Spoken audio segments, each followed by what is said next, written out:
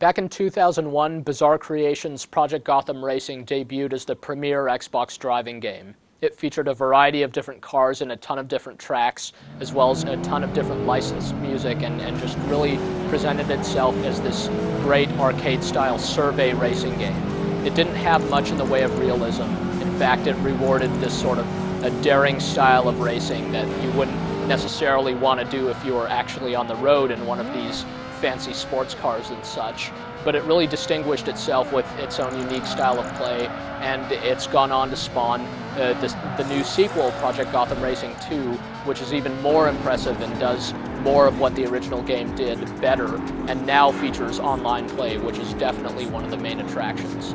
There's an almost intimidating amount of content in PGR2. Fortunately, there's an instant action mode which does just that. You select that mode from the main menu, and you're thrown onto a track with a certain car and you can race.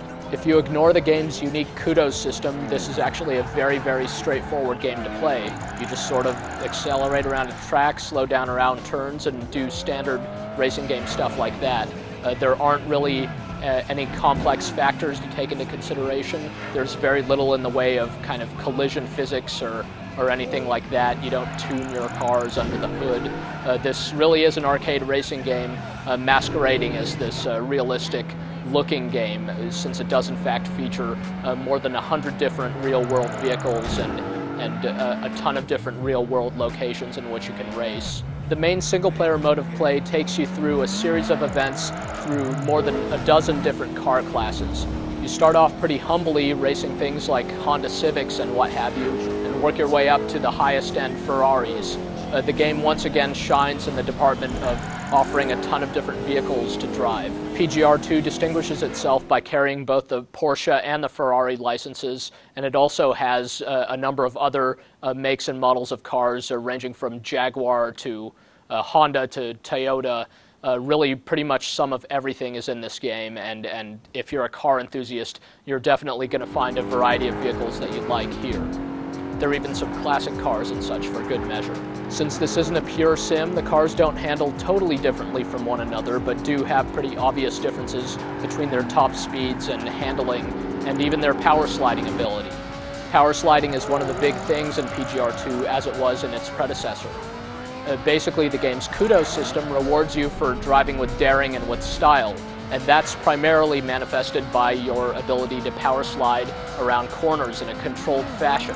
If you slide around a corner and bump into a wall, that's bad. You don't get any kudos points. If you do manage to slide all the way around a bend and keep on going, that's great, and you get some points, and these points are totaled up at the end of each race, and they add up to earn you kudos tokens, with which you basically buy new cars. There are plenty of cars to start out with. You've got a couple from each of the more than a dozen different classes, but you can unlock more than 70 others using these tokens. The kudos system is pretty cool overall. It's basically equivalent to the point scoring system in a game like Tony Hawk's Pro Skater. It gives you something else to think about aside from just accelerating around each turn and doing things like that. And since the driving physics in this game are relatively simple, it keeps things pretty interesting. Online play is really where a lot of the action is in PGR2. What's cool is you do earn kudos both online and off, and though your ranking is separate online and offline, you do earn towards the same pool of kudos tokens, so if you're performing well online and offline, you're still earning tokens with which you could unlock new cars and use them against other races online and what have you. As with most any Xbox Live compatible game, it's pretty easy to find a willing set of opponents here, and you could race against up to 7 opponents at a time. We did experience a bit of lag, but it only manifested itself with some of the opposing cars warping around the track and never affected our own ability to drive, which is great. Also, since PGR2 features literally more than 100 different tracks, there's something here for everyone, or for every racing enthusiast at least. Some of the tracks are all about top speed and your cornering ability. Some are much more kind of cross-country style affairs that are much longer. Every track is in fact a circuit. You'll be going around a number of laps before you reach the finish line, ideally before any of your competitors. But again, there's just a sheer amount of variety in PGR2 that's pretty much incomparable by other racing games out there. PGR2 is a great-looking game. Some of the car models in particular are just very, very nicely done. You could tell more attention went into the Ferraris and some of the other exotic cars like that, though for the most part, pretty much all the cars do look very good.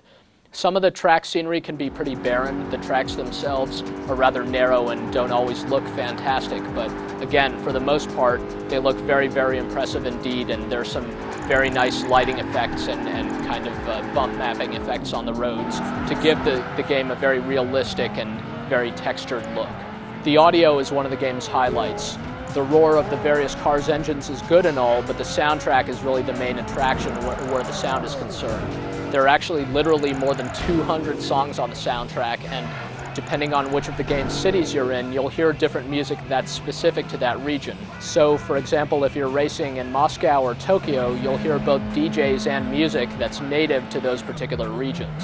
Considering PGR2 really cashes in on its sort of international flavor, both in the variety of cars and in the variety of environments you'll get to race in, the music actually goes a very long way toward helping the whole experience seem that much more authentic.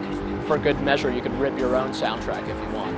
PGR2 is very easy to recommend to anyone with a remote interest in real-life cars or in racing in general. The online mode, it works very well, and offline you can even race against up to 3 other players on the same Xbox or system link a bunch of Xboxes together for that style of racing.